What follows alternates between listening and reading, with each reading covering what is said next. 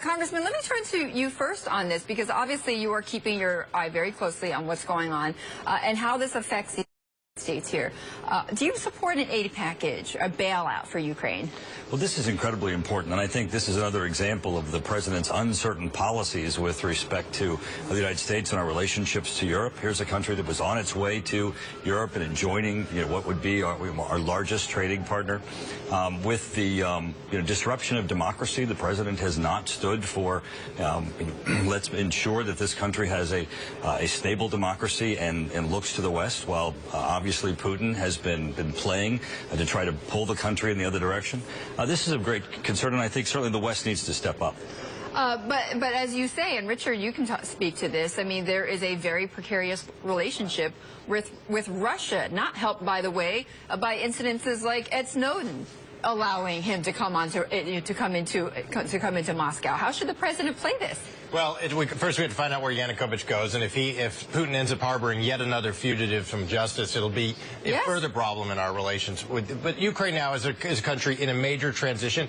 It has a really difficult job ahead of it, not only building a pluralistic democracy that can envelop both East and West, but to deal with their basic fiscal imbalance and macroeconomic crisis. And that aid package that you talked about, yes, the United States will step up with everyone else to offer them an aid package, but it will be conditioned on domestic economic reforms that are extremely painful, that didn't get any easier as a result of these protests, and that Yanukovych shied away from. So for these protesters, some of them... who's going to be able to put them... We're going to find out soon. There's an interim president right now. They're going to find out it's a lot harder to protest in the street and depose an autocrat than it is to run a country like this.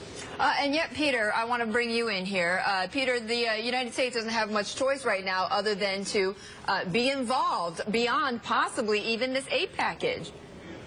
Well, that's right. There's not a lot of leverage points for the United States at this point, but money is one of them. And we had Jack back from the G20 finance ministers meeting in Australia over the weekend, calling top Ukrainian official, talking about the U.S.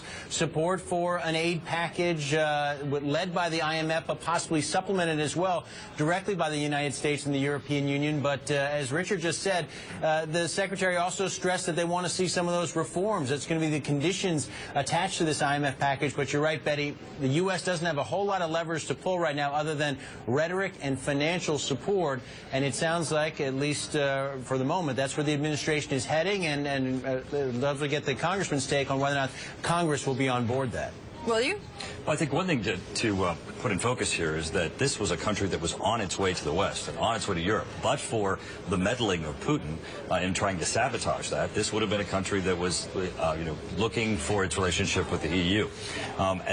In trying to respond to Putin's meddling, I think it's absolutely essential that the United States have a more proactive role. Certainly the president should have, even before to this point. Well, you mentioned the president. Dick Durbin was on one of the Sunday shows yesterday, and he was talking about what the president should do and what's the likelihood, the next steps.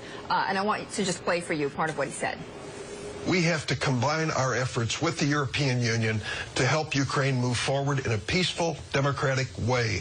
We have to put the pressure on Putin to stop his efforts to undermine this natural evolution toward democracy. And Yanukovych has always been a puppet of Moscow. So it doesn't sound like there's much disagreement on both sides on what to do, and that there needs to be something done. Absolutely. And I think, again, this goes to, the president needs to be engaged. But what does that mean, though, exactly?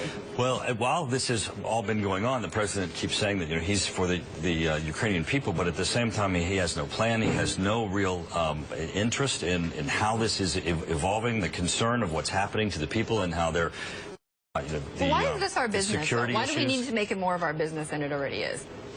Well, we do have some interest here, but I think the congressman is right. The president is sort of following here. And if anyone is in the lead, it's been the foreign ministers of the major European states who've been more in the forefront. He's really he's not even leading from behind. He's but isn't that rightly so? I actually have no quarrel with it. I think our instruments of state here are extremely limited. And, the heart of Yanukovych and Putin, not to apologize for what they did at all. Yanukovych was democratically elected to the office of presidency and was the leader of a historically divided country that has some serious internal divides that are not black and white. So the entire, not the entire, but much of eastern Ukraine and much of the Crimea is in fact Russophile and Russian-speaking, ethnically Russian, and they're the ones who elected him. And if push came to shove, it's not clear they would decide to stay with the Easterners, who, as the congressman said, we could definitely see a split. Well, clearly we have to avoid that. But I think that the issue of the president's uncertainty in foreign policy has given Putin that ability to lean forward, to meddle more closely in the Ukraine, to try to thwart a process that was already undergoing. Ukraine was already in the process of entering into agreements with the EU that were stopped as a result of, I think, our weakness and Putin's strength. Hey, Congressman, this is Peter Cook in D.C. A quick question, Betty, if I could. Sure. What do you see as the risk of a Russian military intervention at this point? And what, if anything, could the U.S. do to avoid that at this point? Well, I can tell you that in Europe there is a great concern that after the Olympics that Putin would feel he had a freer hand and that he might take military action. You know, certainly that would incredibly escalate the tensions between Russia and the United States, and certainly with our European allies. I think the people in the Ukraine, having taken the steps that they have, the parliament taking the steps, makes it really difficult for him to do that now. But the playbook goes like this. Crimea or some of its people declare independence.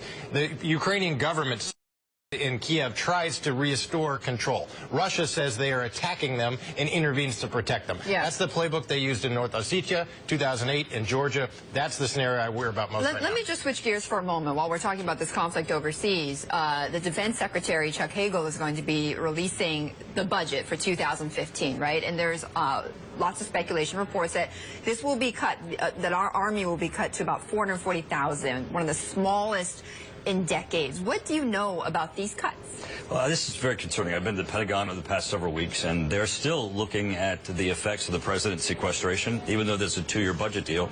The president's sequestration is over a 10-year period. As they look to what might happen in 16, they're trying to make some tough choices. It's going to be Congress's job to step in, move those numbers up, make certain that we fix 16. So you think a level like that is not going to pass through Congress? The world is not getting to be a safer place. This is not the time for us to begin to retreat, and certainly not the time to cut our military. All right, Congressman Mike Turner, thank you so much for joining us from Ohio. And also to our contributing editor, Richard Falkenrath, and also our Chief Washington